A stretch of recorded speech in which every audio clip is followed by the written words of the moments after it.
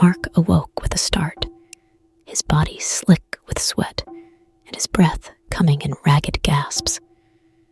For a moment, he didn't know where he was, the sterile white walls and ceiling blurring in his vision. Slowly, he regained his bearings as consciousness surfaced from the depths of nightmare.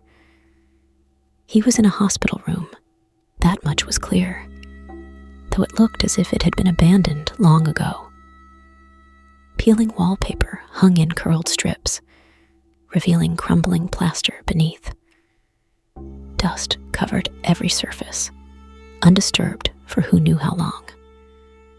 The single window was boarded up, denying even a sliver of natural light.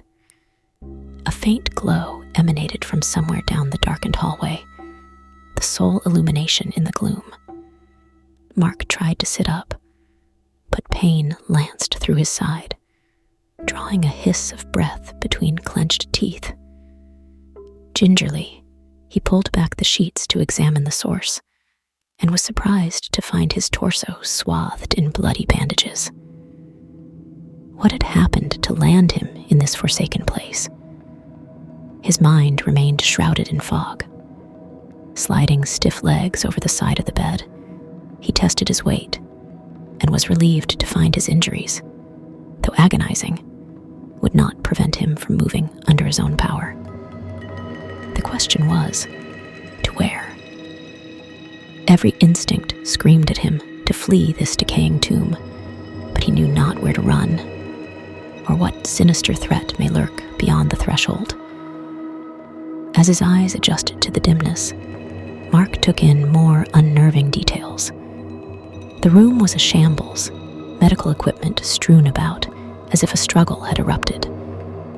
Cabinets stood open and empty, supplies long since pillaged.